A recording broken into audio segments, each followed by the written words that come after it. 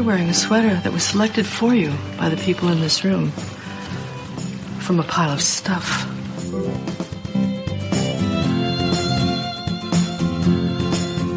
Give me a full ballerina skirt and a hint of saloon, and I'm on board.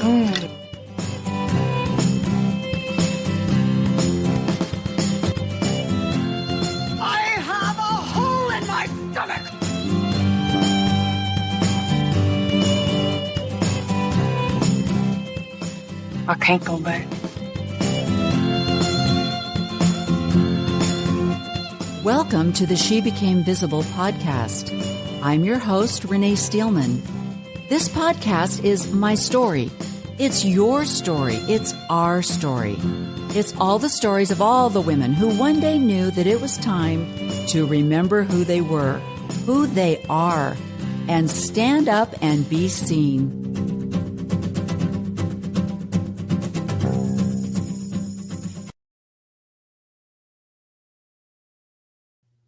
Hello, welcome to She Became Visible. I am in my new studio that I told you about. And of course, I forgot my camera, but I'm using my computer camera and it's working. So welcome to She Became Visible. And I just have a question for you to get started. The question is, have you already given up?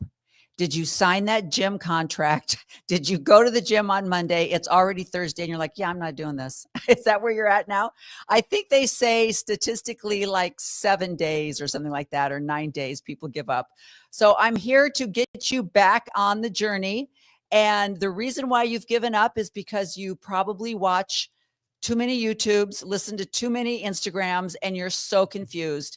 There is too much information out there. I will admit that. So I'm going to introduce my guest to you that she is going to get you back on track and get you back on a program that is a lifestyle. It's not 90 days, 6 weeks, 12 weeks. I hate that kind of stuff. And we're just going to talk about making a lifestyle change that is going to be an absolute brain explosion for you. So let me tell you a little bit about my guest today. So guess what, ladies? It's hormones. I know you think it might be that donut that you had last night, and it could be, but it's probably more about hormones. And that's what we're going to talk about. We are complicated creatures. We have a lot of stuff going on. We are way more complicated than the male species. And Dr. Lacey is going to tell us about it. So Dr. Lacey Courchaine, formerly Royer, is a licensed naturopathic doctor who specializes in women's medicine, hormone balancing, replacement, weight loss, anti-aging, and gut health. Dr. Courchaine graduated from Southwest College of Naturopathic Medicine in Tempe, Arizona, after graduating at the top of her class with a bachelor's degree in molecular biology. She has honors at Portland State University in Portland, Oregon. During her undergrad days, she had an internship at the Knight Cancer Institute of Oregon Health Science University, someplace I'm very, very familiar with, where she performed research in, myeloproliferative disorders and leukemias. I'll have her correct me on that one. It was then that Dr. Courchaine realized that conventional medicine was not the right career path for her. After witnessing the lack of options conventional medicine had to offer when it came to patient treatment and care, she decided to pursue a career in naturopathic medicine. Naturopathic medicine has given Dr. Courchaine the ability to apply her knowledge of the body on a molecular and cellular level in treating the whole body, mind, body, and spirit. She believes that you are not just the sum of your parts and will take the time to listen to your concerns, building a treatment plan that addresses the root cause of your concerns in her free time. And that is absolutely true. I will tell you, I can verify that everything that is in her intro bio is absolutely true. So I am going to bring Dr. Courchaine on, and we're going to get this podcast going. Hello. Hi. I did not realize that you had done some work up at Oregon Health Science. Oh, you didn't? No, that's amazing. Yeah, in my undergrad days, I was laughing because you were trying to say the myeloproliferative disorders. My little, yeah. I know it's a handful. So I worked there in undergrad because I thought I wanted to do the MD PhD track. So I was going to do research and also be bedside doctor. So MD PhD. Oh, So wow. that's what I was on track to do for quite some time. And then while I was doing that, I worked under an MD PhD. And when we were working together in our time together, I just realized like, this is so empty. She is not really truly helping people. I know she's really helping, people who already have chronic disease and cancers and things like that. There's always a place for that, but it really wasn't what I was looking for. Like I followed her one day to do a bone marrow biopsy, and the lady that she was treating was drinking a Diet Coke and eating like Cheetos. And she didn't say anything about it. And I was just so stunned. And that was the moment for me. I was like, okay, this isn't going to be right. Because she said she didn't learn nutrition in med school. Yeah. That's what I hear. I hear that all the time. I watch these YouTubes and they'll say, we had no classes in nutrition, or we had no classes in preventative, taking care of your body, preventing illness, or natural immune boosters, nothing like that. Right. And what's funny, you algorithm how's the pill. Yeah, it's funny you would say that, because when my son was born at Portland Adventist Hospital. Okay. But they ended up taking him up to Oregon Health Science because he was born with a diaphragmatic hernia. Oh, and wow. And Dr. Campbell was up there, and he was one of the leading specialists in diaphragmatic hernias at the time. And so that's where they did the repair. And then he was there for a month. So we would go, we were there every day. And I remember going into the cafeteria and I'm watching these doctors go through the cafeteria line. I'm going, I don't think you should eat that. I don't, you should know better than that. What do you, that's fried. You can't eat that, Yeah. It's like, wow. Processed food. Yeah, for sure. Mm-hmm. Amazing. So that is so interesting. And I love our Portland connection. So you didn't attend the naturopathic school in Portland. You went to the one in Tempe. I actually did. So my first 2 years were at the time it was called NCNM. So it was the Naturopathic College of it was the what is it called? National? Now they call it NUNM. So Okay. at the time it was they were the first one in the States. Yeah. So NCNM is where I first went for 2 years. And then I decided I can't stand the rain anymore. So then I transferred down here. Isn't that amazing? Yeah. We were there for 50 years, and my gosh, I moved there. I moved there from Illinois. So for me, it was like no snow. This is great. Yeah. And we loved it. But after that, I think climate change and then our lifestyle changing, we were kind of like, I would like to see if there really is a sun somewhere. So let's go. The sun would be good. Oh, there's something else besides rain. I didn't know you were from Illinois. I'm from Missouri originally. Oh my gosh, we have so much in common. We are good. Traveling all over the same places. Yeah, Western girls. So I love that you introduced us by telling us that most of the doctors have had absolutely no training in nutrition. And so how do they go from learning about disease, viruses, bacteria? What is the next step, literally? And now we are going to take our pharmaceutical classes. I mean, how does it go? Yeah, pretty much. They basically learn so much about the diagnosis and the treatment, but the treatment is always going to be, they talk a little bit about diet, right? I mean, it's always going to be like, well, avoid alcohol, maybe avoid like high fatty foods or whatever like that. But they're not going to talk about these types of foods have these nutrients. They might talk about the recommended dietary allowance, the RDA, but that's literally giving you like this much of really what we need in the body. So the RDA means nothing to me. It means nothing to anybody who is in natural medicine. So basically they would learn a little bit about that. And then the rest would just be pharmaceuticals, surgeries, those kinds of things. That's so interesting. And it's funny, how I found a naturopath is I was pregnant with our first child and we were taking our birthing classes. And so I'm taking all these natural births, learn how to breathe, breathing classes. And I go to my next doctor's appointment and the OBGYN says to me, I said, I'm planning on doing a natural childbirth. And he said, well, we'll see. And I was like, oh, you just said that to the wrong person. So I went back to the doctor. So the doctor and his wife they had these birthing classes at their clinic. And so I switched over, like I was like 7, 8 months along, and I Oh, switched wow. to him. And so I had my first at his natural clinic. And so that just set me up for the other 5, or well, the 4. And then my last one was an emergency cesarean because he was just Mm. going to give me a hard time. So, but yeah, that's how I got into the world. And then I would take my babies back to him, and he would say things like, well, a fever is the body's natural way of getting rid of this. And so we're not going to, treat this yet. And, sauna treatments, hot, cold. I mean, all these different things for a new mother. I was like, this is fabulous, Mhm. and breastfeeding and encouraging, let's not rush into inoculations right away. And I remember sitting in his office one day, and I could hear him talking to somebody else. And he said to them, have you stopped smoking? And he said, well, I'm trying. And he goes, well, you need to try harder. It's like, I like you. I really like you. So once you got established, Mhm. and in your practice now, what would be your diversity as far as men and women? What do you mean? Like, do I see more women than I see men? Yeah. Do you see more women than you see men? That's just standard across the board. I think that all doctors, whether you be conventional or you are naturopathic, will see more females. They tend to just be a little bit more proactive about their health. The men typically are the ones who are being dragged by their wives. So I Yes. do see a good handful of men, but most of my patients are women for sure.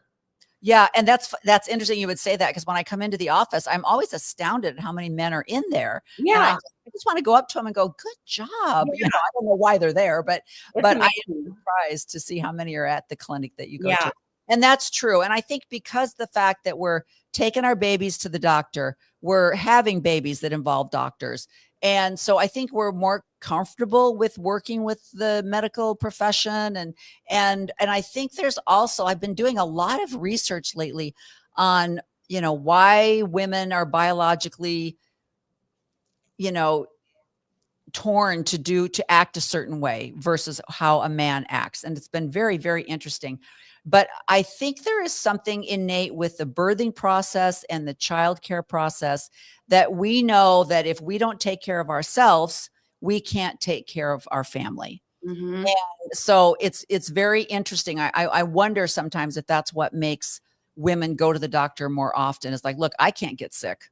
I've got 3 kids or whatever, and they need me. Or I work with my husband, and I'm his office manager. He needs me, and not that men don't have that, because if they are providing, then obviously they have a need to provide, but they also have this risk thing that biologically they're set up to take a little bit more. So they're like, that felt bad. My left arm is numb, but you know what? I've got a big job to do tomorrow. So they're willing to take that risk. I don't know what it is. I'm not a psychologist. Yeah, But it's funny. so when women come to you, what would you say? How would you describe the issues that they're having primarily, that they're coming to you for? Well, across the board, I'm treating tons of fatigue, depression, anxiety. Those are probably the biggest things that I see. It doesn't matter how old you are, what class you are. Those are the things that I'm seeing most often. I mean, everybody complains of fatigue. I don't think I have one single patient who comes to me new and says, "Oh yeah, my energy is great." Yeah. So it's definitely, it's a huge thing, and it's so sad that it's so rampant in our population that our mental health is it's on the decline. But yeah, those are probably the biggest things. And then obviously people want to live, they want to have a high quality of life. So they don't want to just get up and have energy to go to work and take care of their kids. They want to be able to have the energy to take care of their bodies and to like work out hard and to have really great relationships and have awesome sex.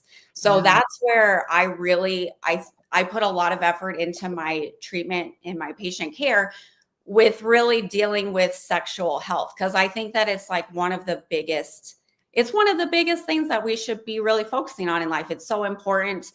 If we don't have it, we start to age, we lose relationship with our partner. Divorce rates start to increase. And that's why you always see in menopause, I'm telling you, you look at the statistics and see like what age are people getting divorced. It's going to be around that midlife menopausal, and men go through it too. And I don't think that gets talked about a lot. So I treat that as well. We typically call that andropause.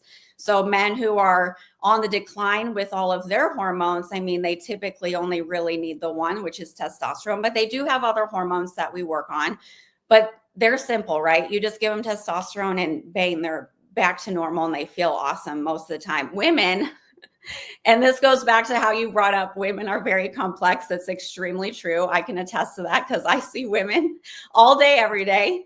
Yeah. So it is, there's a lot more moving parts. There's a lot more nuances.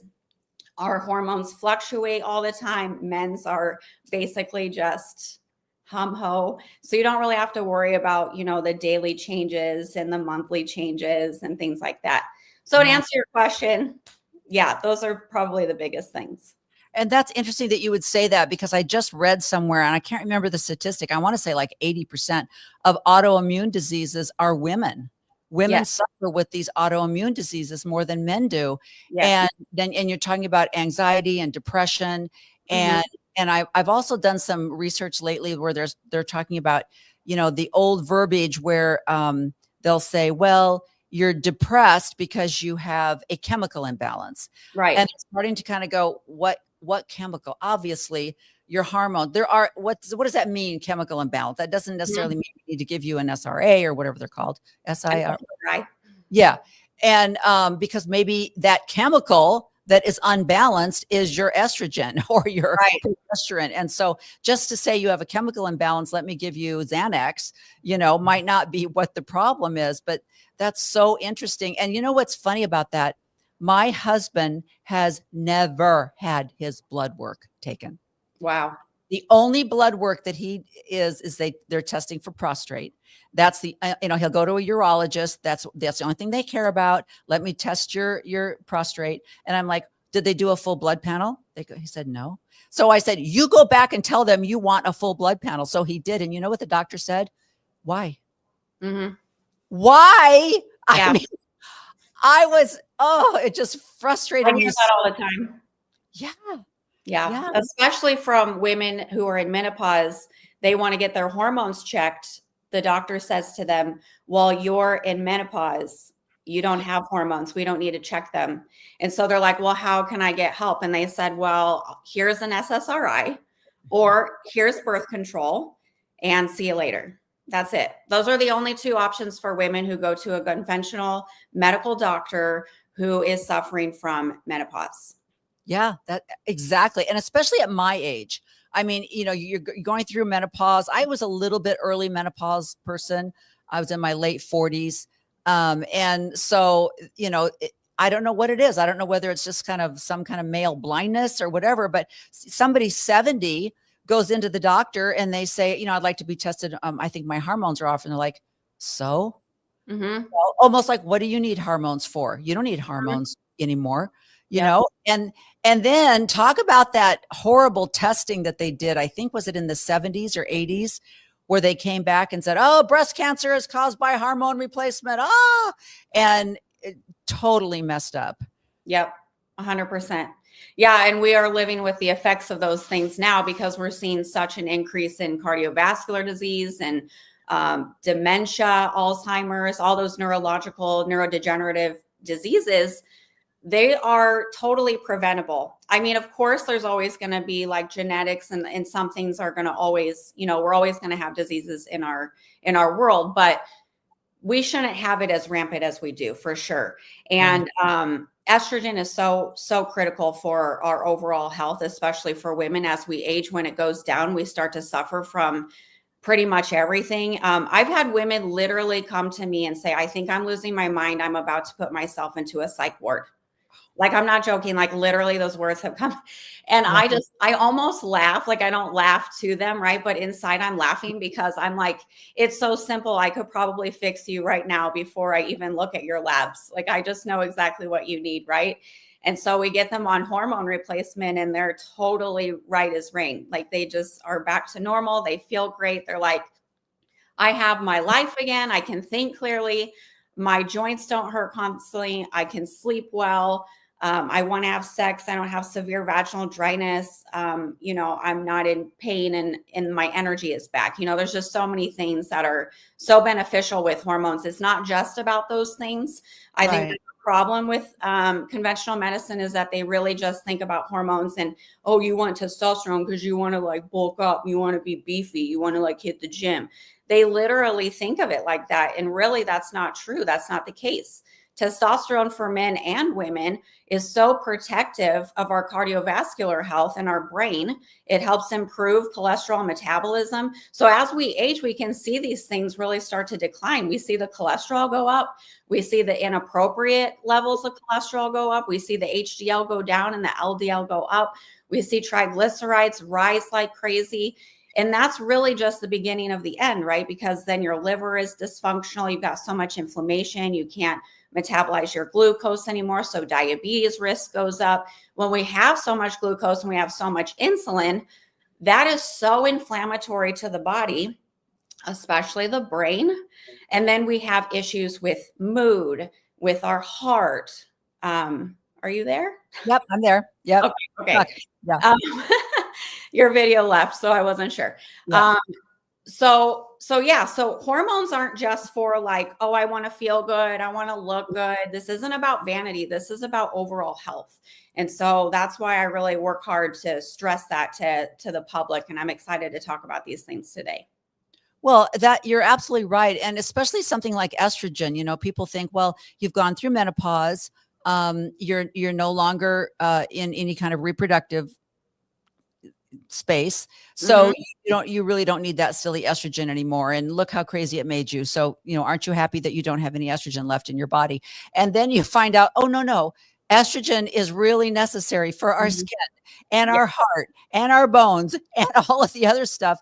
And, you know, we're not dying at 34 anymore like they did 1535, you know, in 2025, we're living longer. And so, yes, we're not reproducing anymore, but we still have a heart and we still have skin and we still have hair and we still, you know, we'd still like to move our joints. And so that's the thing that people don't understand is all of the roles that estrogen and, like you say, testosterone play. And it's just amazing. And the saddest thing I think is when you talk about like midlife crisis and women saying, you know, I'm just not interested in sex anymore. And the husbands are like, well, look, I'm not 20, granted, but I'd still like to have some kind of a physical relationship. And then you get the dryness and pain and all of that. Of course, women are going to say, no, leave me alone. And so something as simple as regulating your hormones and what that can do to like my husband and I are both retired. Our kids are grown and gone. We're starting the best, you know, act of our life. Like act 3 is better than ever, you know? And so we both want to be moving. We want to be able to go for a hike or go on these crazy airplanes where you're getting off and running to the next gate, you know, where you got 20 minutes and all the other stuff that it takes when you're traveling. And that means your hormones have to be balanced. It's crazy. Yeah. 100%. Yeah. 100%. Yes, exactly. So the thing is that it's just so sad, right? How everybody has to just go through that. And I've had so many people come to me who are like, oh, estrogen's bad. I can't have estrogen. My doctor told me not to have it. And I'm just like, are you crazy? You had it your whole life, right? Yeah. Nothing bad happened to you. And so now we're saying that estrogen is bad now that we don't have it anymore. That doesn't make sense to me. So I think we'll have to do a whole other thing on cancer and estrogen because that's like a whole thing. And I like what you say. It's like, well, I'm not going to give you any estrogen, but how many 42-ounce Diet Cokes are you drinking? They don't ask you that. That's not the next question they're asking. Yeah, they're not asking, what are you putting in your mouth? Are you sleeping? How's your stress level? Are you exercising? Any of those things just don't come up. They have 15 minutes in and out. It's really a sad situation with our current medical system. And I really hope that things I think there's a shift. I really do. I think that a lot more people are searching for natural care. They're really looking for optimization. They're not just looking to live, they're looking to thrive. And I feel that, there's definitely an awakening coming. So I'm kind of excited. Yeah, you're absolutely right. And I think that's perfect. So talk a little bit like, okay, so the other thing I know you help with is weight loss, because I know, because I've done this myself. I was looking through some old, you know how Facebook will pop things up on your feed. And I had this picture that I took because I was so proud of myself because I had lost 10 pounds. Yeah. Looking at this picture and I'm like, oh, you don't look good, honey. Oh, And the reason was because, yes, I had lost weight, but my body didn't change because all I was doing was running. oh, uh-huh. So it's like I was a smaller version of myself, but my body still looked the same. Right. And so, and they're starting to realize now, they're starting to encourage people to lay down the cardio and pick up some strength training. And Yes. talk a little bit about how you introduce that, because I know for women that's intimidating to walk into a gym. You got all this, there's 85 guys and 7 women, and you go over to the dumbbells and it's pretty much all guys. And, so I know it's intimidating, especially I haven't been to the gym since January 1st. And so I'm a little bit, when I drove by today, I was like, well, that doesn't look too bad. Parking lot doesn't look too bad. Oh, But no, it's already empty. there's so many funny TikToks out there about going to the gym in January compared to February. Oh, But, ridiculous. yeah. So talk a little bit about what they're finding with resistance training for women. Definitely.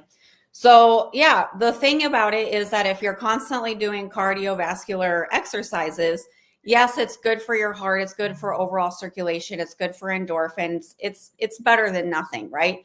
But the thing is that when we have long sustained cardiovascular exercises, we're actually not really turning into our fat stores. And so what can happen is that we just actually are burning a lot more muscle than fat, because it's such sustained, right? Especially for marathon runners. You look at marathon runners and they are skinny and they're not muscular, which is not healthy. I'm sorry, marathon runners. It's just it's not healthy. So what's really important is that we have a little bit of a mix. So you want to make sure you're having resistance training, because we really need to protect the muscle. Muscle is literally the longevity of our body. Without it, we die. It's definitely just a downhill slope once you have start to kind of lose your muscle. So we really need to make sure that throughout our aging, we need to keep on our muscle, because our muscle is going to protect our metabolism. If we have more fat on our body, we don't need calories, right? Because muscle is what burns calories. Muscle is the metabolic function. It's the firing machine. The fat just sits there. It's not metabolically active. The muscles are.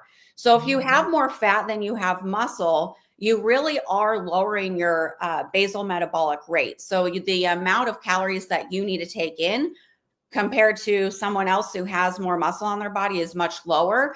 And most people who are sedentary definitely don't lower their calorie intake. So then they put on more fat and more fat. So it's really just a vicious cycle. When we have more, muscle mass on our body, it's really going to help to protect our joints. It protects our bone mass. We can see that when we lose our muscle, we definitely increase our risk of osteopenia and osteoporosis, which puts us more at risk for fractures. Hormones play a huge part in that as well. The more muscle we have on our body, the better we are to metabolize everything. Literally, our hormones are better. We have less inflammation in the body. We have more strength, which is going to help us to get through life. So it's so incredibly important to have some strength endurance going on. So if we're not doing any strength training, we need to get on board. And I know that it can be really intimidating for people to just go straight to the weights right away. You don't have to do that. You can start small. So something as simple as getting those bands, you can place them around your thighs. You can place them around your ankles. You can use them with your arms. And it's a great way just to strengthen. I know that if you did that with just doing something like Pilates or bar would really help to get some more muscle mass on the body. And then once you start to get a little bit more comfortable and more, you feel more strong, then you can do more and more things. I mean, nowadays they have programs online that you can do. You don't even have to try to go to the gym. I personally have a tonal. So it's a machine that has literally everything and it just hangs on my wall. It looks like a TV.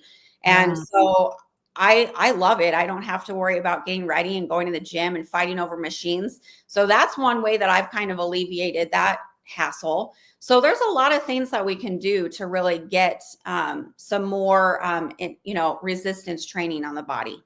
Yeah, and I love what you said about the fall. As we age, I just watched an interview with Jane Fonda, and the interviewer said to her, "Do you drink alcohol?" And she said, "No, I don't drink." She says, "No, I don't really have anything against alcohol, but at my age, falling is a problem, and balance is an issue the older you get. So I'm not going to drink because, and I thought, well, that really makes a lot of sense. But Mhm. they're finding now that the falling situation, and like you said, they'll do a DEXA scan and they'll say, oh, well, you have osteoporosis, so you're at a high risk of falling. Well, actually, the reality is if you don't have the muscle mass and the strength, that's a higher risk of falling because you don't have the muscle strength to catch yourself, get out of the chair properly, get in and out of the car properly. And that makes a bigger difference than just your bone density at some point. I mean, everything works together. But and I remember thinking that, oh yeah, the other day I don't know, tripped on my flip-flop. Flip-flops should not ever be worn. I'm telling you, they're not safe in any situation. And I was able to catch myself, and also and I'm also able to bend down and pick up things without bending over. I can use my legs to bend down. And so because I have built my quad strength up. And so that is probably, like you say, for longevity, it's actually your muscle retention. Yes. Probably more important than anything. And I think that's something that we just, it's one of those things that people, they start the whole assumption thing. Well, I'm 65. What are you going to do? I'm getting. And so they're like, okay, if that's your choice, that means what are you going to sit in your lounge, your Barca lounger, and and now you are going to get old. That is a choice. And obviously, we're all going to die, right? We are aging. Our bodies, our cells, we are aging, but we can also fight it and live our best lives. So I love that you brought that up. And I also love that when I had purchased some dumbbells, and so I had dumbbells in the house, and then I got like a flat bench, and I had a flat bench, and then COVID hit. And I was so glad that I could watch a program, like you say, and follow it at home because I had dumbbells at home. So during COVID, I didn't lose anything. And so that, like you say, if the gym is intimidating, start out with some home equipment. You can go to what is it? What's the in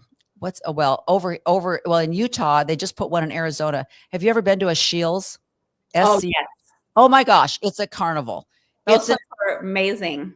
Yeah, you go there, you take the kids, it's an all-day Disneyland, But you pick up some dumbbells and you start out with a program. There's so many apps out there that you can follow, so that by the time you're like, you know what, I think I know what I'm doing. I don't feel like crazy. I'm going to go to the gym because I know how to do some bicep curls or something, something like that. So I think that's really a good suggestion to start out with some home equipment, and also talk about, because you hear this all the time. Well, I'm not going to lift weights. Or I'll see a lot of online programs where people will say, well, I use a 2 to 5 pound weight because I don't want to get bulky. Oh, yeah. Those of us that are trying to get bulky are like, girlfriend, if it was that easy, no. I mean, give me 5 years and I hope to get bulky, So talk about that. Talk about Ain't gonna happen. We don't have the hormones necessary to get bulky. You have to have an insane amount of testosterone flowing through your body. You'd have to take like anabolic steroids to get bulky. So lifting heavy weights will definitely not do that. I myself have lifted hundreds of pounds at once, and have never gotten bulky. So I know, it's so silly. I've heard that a lot too. That is changing as well. I'm excited about that because there's less of that and there's more of the I want to be strong. Like women are really starting to realize that I don't need to just run forever. I don't need to go on the stair stepper for like an hour and then go run on the treadmill. Like I don't need to kill myself in order to be healthy. You can really maximize your effort with just doing things like lifting heavy and doing a good little jog. Like it doesn't even need to be much, 10 to 15, 20 minutes of a jog mixed with like 30 minutes of intense lifting of the weights is amazing. Yeah. Yeah. And I love that you brought up like the Pilates and some of the other programs that are out there that are really great to add to your strength training, flexibility. You know, I can't do yoga. I'm too hyperactive. There's not enough movement for me. It's too slow. I'm like, let's get this thing going, you know, but Pilates or something like that, you just so that you don't get bored, so that you don't lose your interest after a few years. So it's nice to add, and flexibility is important. I know. And that's one of the things I'm not. And the keeping the health of the joints is incredibly helpful. Yeah. I've added Pilates to my routine. I've noticed that my ability to go lower with like a squat or do things that might have felt a little bit more challenging before are becoming so much less, and I recover a lot better. I don't have as much muscle soreness. I don't feel that lactic acid buildup the way that I used to, that swollen kind of uncomfortable feeling. I love it. I think that the blend between something like that and some heavy weightlifting is phenomenal. It's probably the best thing a woman can do for her body. That's fascinating. So let's talk about, since we're on the subject of, men versus women, a lot of there's a lot, and I would say not lately, it's been going on for 2 or 3 years now, the big push for fasting, 16-hour, 18-hour fast, 3-day fast. And research is now finding that women don't do well with fasting. And I think that's kind of like a what for a lot of women, because there's so much hype out there about your eating window. So talk a little bit about why women probably shouldn't be fasting. So intermittent fasting is amazing on its own. It has a lot of great benefits. And I think that the reason why we are obsessed about it so much is because naturally, before the advent of literally food all around us all the time, there's a drive-through here, there's a drive-through there. We literally have access to food 24/7. And before, thousands of years ago, we didn't have that. We had to literally go and hunt and gather, and we might go a day without food. So it is a natural part of life to do some fasting. And I think that that's why people are so, sprung on it right now. The thing about it, though, is that back then when we were fasting, our bodies were running well. We ate well. We ate what was provided by the earth. We got sun. We drank clear, beautiful water that was full of minerals. Nowadays, we have to actually find minerals. We have to go looking for them to add them to our water. We eat packaged and processed food nonstop. Our bodies are not running metabolically well, right? And so women back in the day, thousands of years ago, they could tolerate that because their bodies were ready for it. They were made and they were prepared for that. Nowadays, our bodies just are completely overwhelmed. We have insulin spiking throughout the body constantly. Our cells are becoming more and more resistant to insulin. And so then when we do have any sort of food in the body, we're not processing it well, especially if it's any sort of carbohydrate. So really, I don't want to say that like intermittent fasting is like the worst thing ever for all women. The thing for me is that when my patients are hormonally imbalanced or maybe hormonally depleted, that's when I would say to them that they definitely do not want to do any intermittent fasting. Their body just can't tolerate it. The stress from going so long without any food might actually raise their cortisol and cause more imbalances. So cortisol can actually interfere with like your growth hormone and some things like that. So it's really important for us to make sure that we build ourselves up first. And then, if you like yourself, you take really good care of yourself, you exercise, your hormones are fantastic, you look amazing, you're fit, everything is great. For you, your hormones are stable because you're on hormone replacement. So it really isn't that big of a deal for you. But what it's a really big deal for is for women who are younger and cycling, people who are still in their reproductive years. Yeah. So their menstrual cycle is causing their hormones to fluctuate throughout the whole entire month. So there are parts of the month when you definitely do not want to be fasting because the body can't tolerate that. We have moments in our cycle where our hormones are very low. And that's the time when we need to just kind of relax and give ourselves like nourishment and relaxation. It's not a time to set up, go take a really hard exam. It's not a time to go run a marathon. These are times for us to really, truly hunker down, if you will. It's a time for our bodies to rest and kind of rejuvenate, because then we're going to prepare for another round of trying to get pregnant and having a baby. So I think that that's really like the important thing to remember with intermittent fasting, is that just like everything else, it's not just like this is bad and this is good and this is what we should do and this is what we shouldn't do.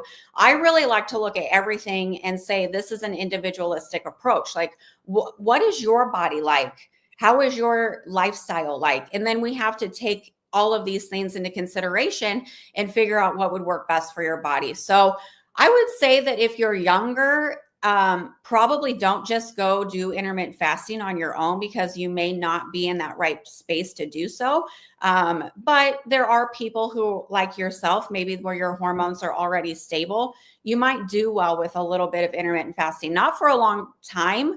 I would say, maybe like 16 hours, and then you eat a few meals in the day.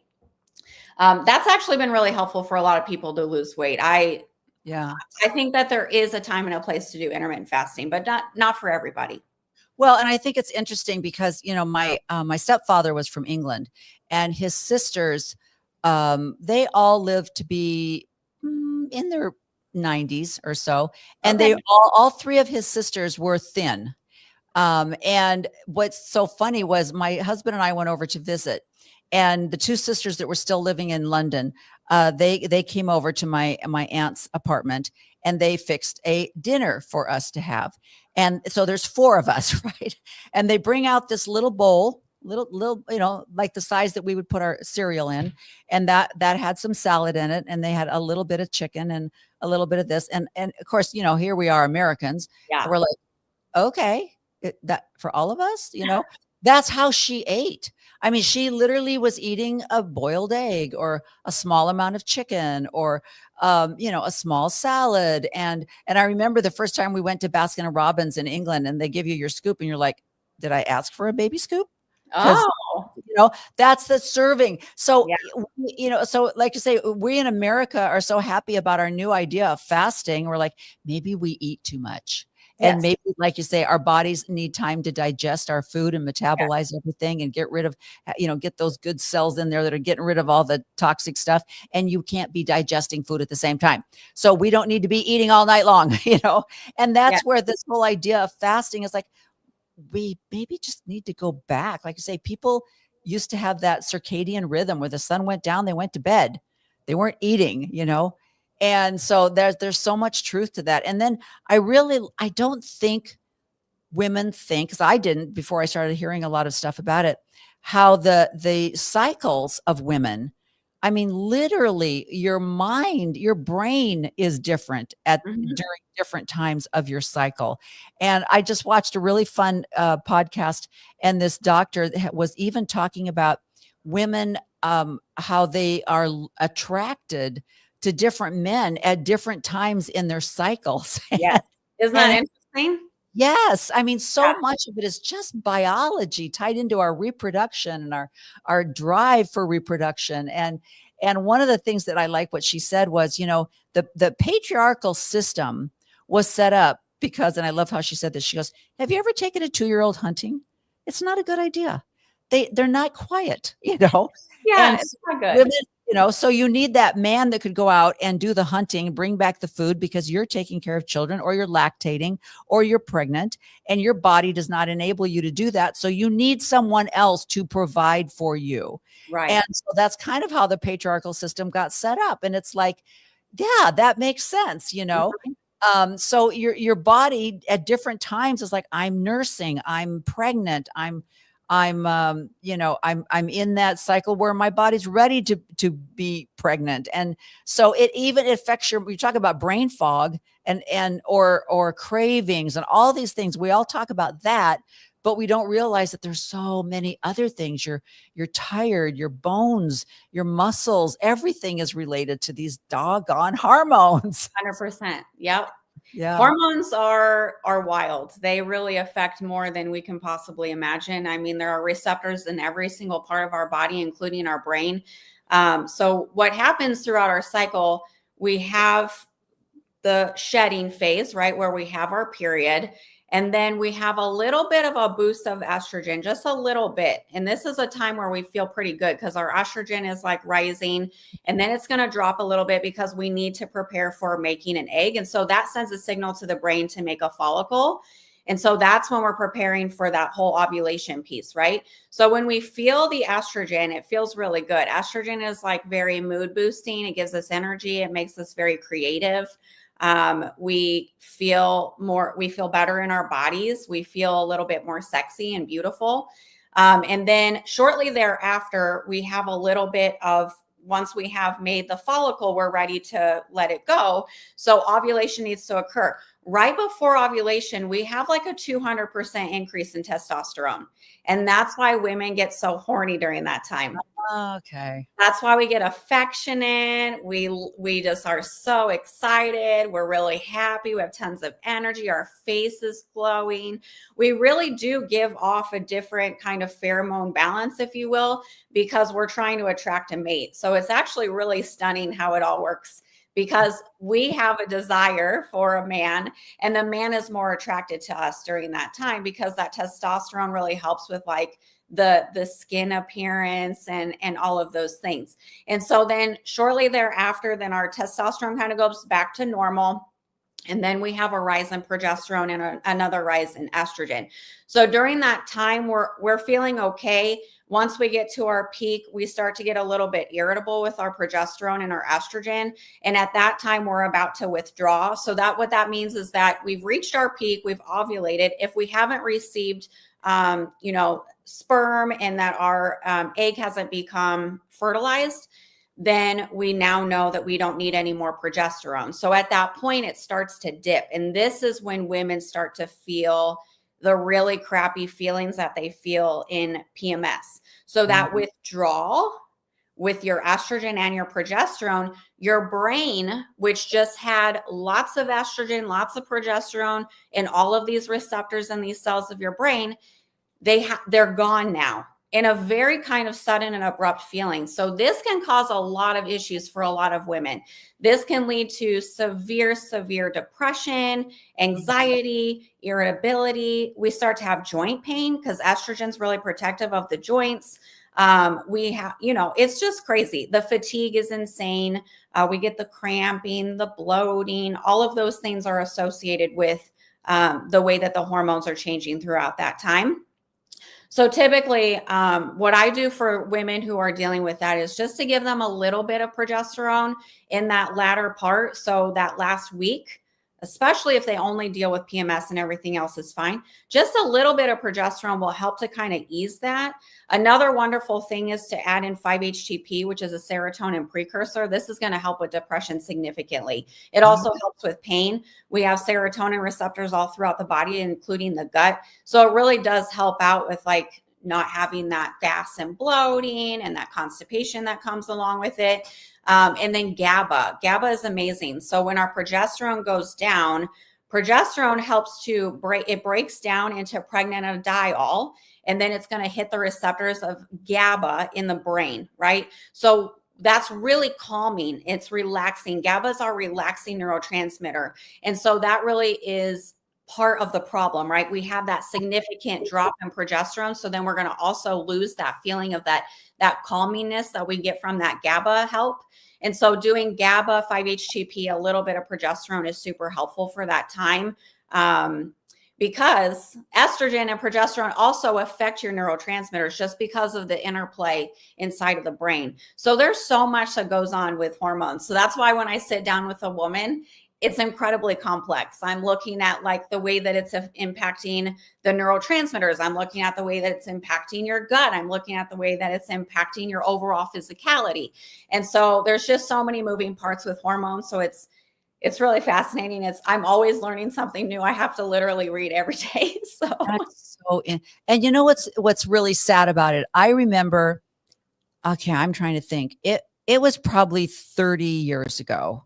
And I have 6 children. My youngest son was severely disabled. My oldest son is severely just like his mother. And so, I mean, as everybody in between, I mean, it's just crazy life, right? My husband's working 16-hour days and it's just really crazy. And I go to the doctor and I'm like, I am so depressed. I am so depressed. He did not say one thing that you just said, did not do any blood work, did not ask me anything. He gave me Prozac. Yeah. Immediately. And I remember taking it for a little bit. And I remember feeling unusually giddy. Like I was so happy. I was just so happy. And I remember one day going, this is stupid. I mean, I am unusually and stupidly happy, but none of the things that's causing me to be depressed or sad has changed. My lifestyle hasn't changed. I probably should have been asking for some help and probably should have been telling my husband I needed you to come home once in a while. And just everything that you need, none of the situation changed, but I was covering up the problem with this prescription that was just randomly given to me. And I stopped it immediately. I was like, you know what? I don't want to be fake happy just to get through. I want my life to be running the way it should be running. And so that's so interesting that everything you just said, I would challenge anybody in comments to tell me the last time your doctor just said everything that Dr. Lacey just said, because I mean, I don't think we hear that very often.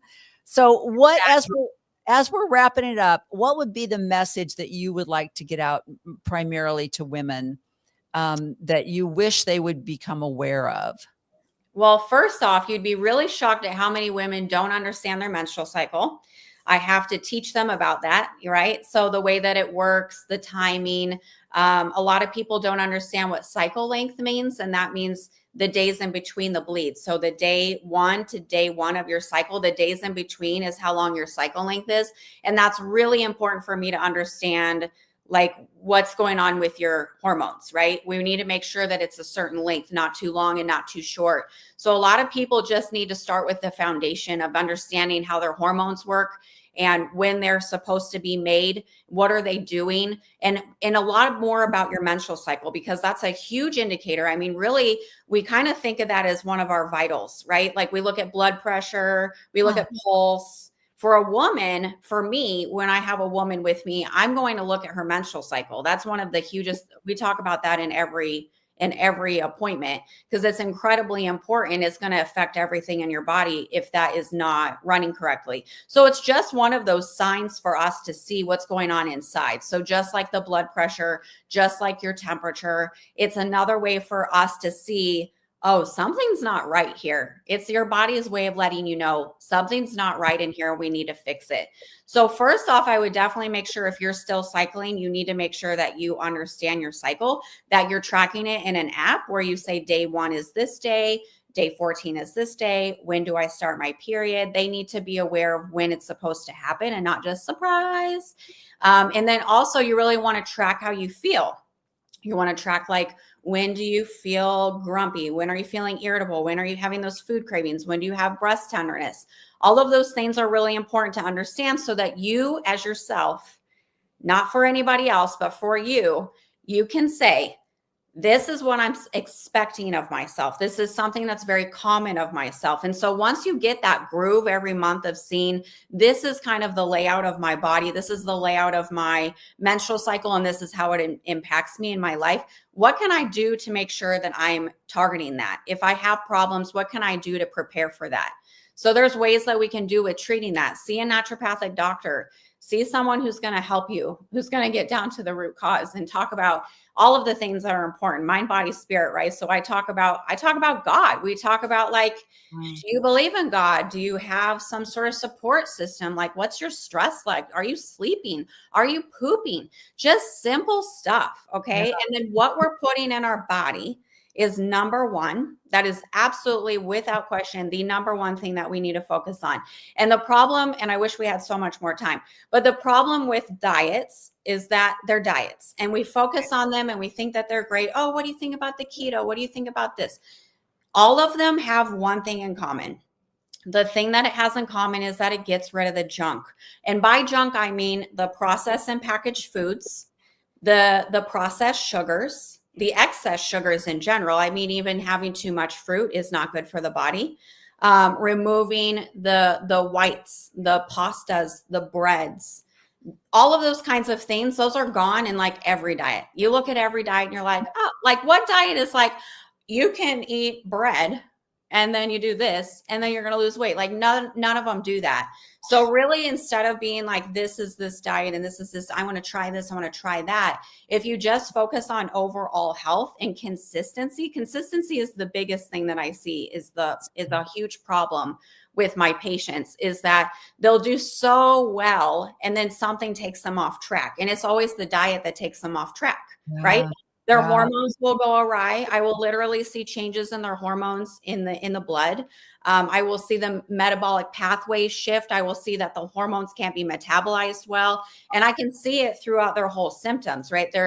What changed? Oh, you started eating XYZ and now you feel terrible. And now the things that I do for you are not going to work well because the overall metabolic system is not running well.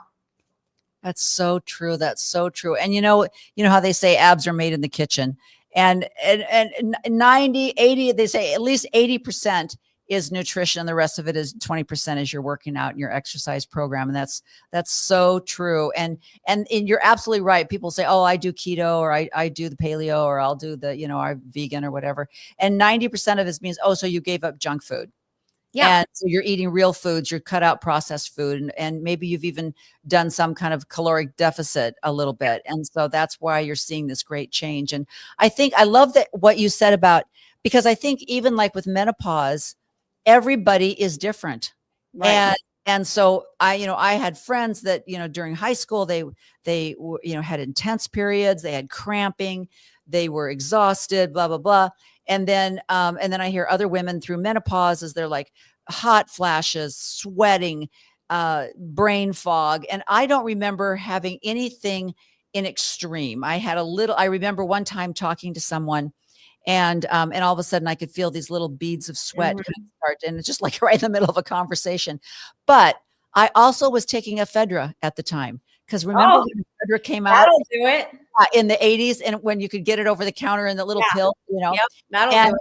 It was beautiful. It was beautiful. I could run 5 miles. It was, so I never know whether I had menopause symptoms or ephedra symptoms. I'll never know. But, I still run a little bit warmer than my husband. I open up a window, put on a beautiful comforter, and he's like, your room is freezing. I'm like, I know, I love it. It's beautiful. So I do still run a little bit warmer. But everyone's body is different. And that's why it's so important to go to someone like you, get your blood work done. Don't just say, well, my friend Mary is doing blah, blah, blah, so I'm going to do the same thing she's doing. Right. That may not work for you. So that's the bottom line. So tell everyone, so you are at the Chambers Clinic in Scottsdale, Arizona. Yes. Chambers has another location though, don't they? No, we actually only have the one. We used to have another, but that shut down years ago. Yeah, so I'm in North Scottsdale at Chambers Clinic. I'm there Tuesday, Wednesday, and Friday in the office. And yeah. That's perfect. And then do you do like Zoom consultations or anything virtually? I will for certain patients. I try not to. I prefer to see people in office. I do have a over the phone day on Thursdays. That's why we're doing this today. So I see my patients Thursdays over the phone.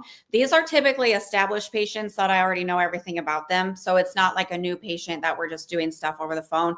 This is just kind of like checking in and seeing how labs are looking and how they're feeling.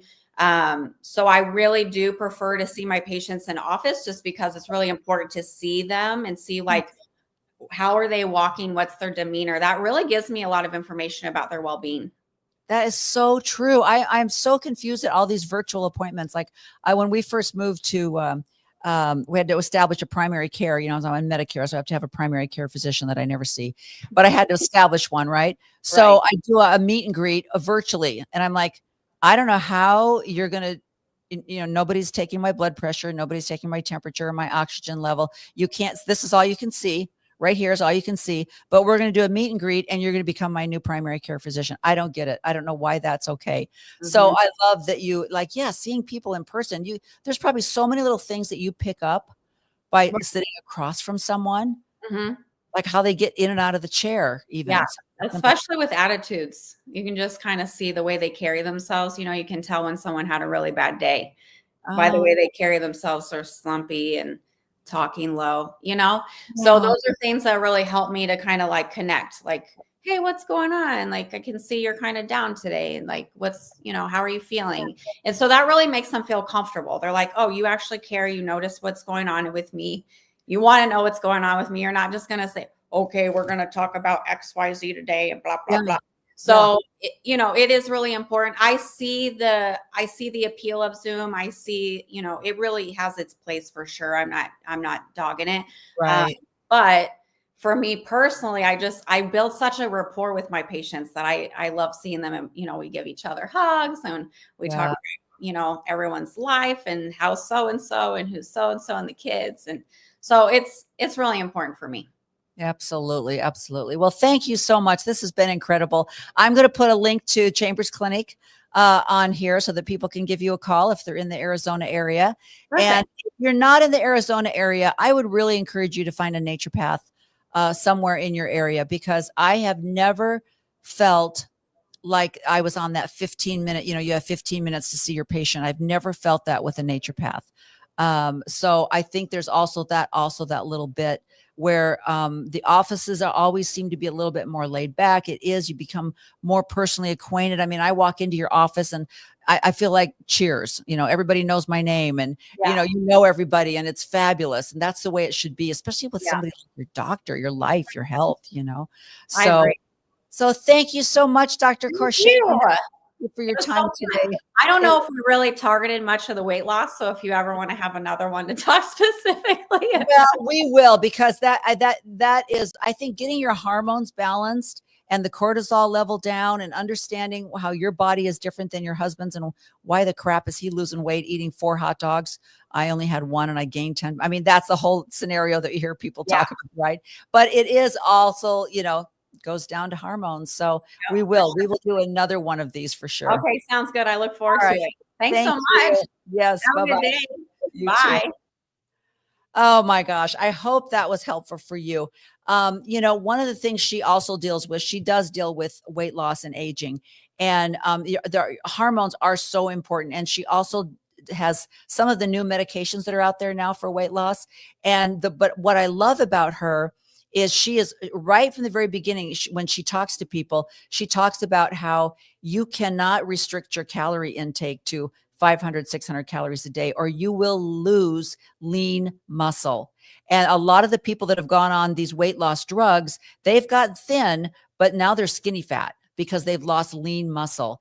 And she talks all about that. She has things to help that out and encourages people to do resistance training so you keep your muscle mass all while you're losing weight. So thank you for joining me today on She Became Visible. Join me next week when we will be talking about another subject that is going to help you become visible. So talk to you later. Bye-bye.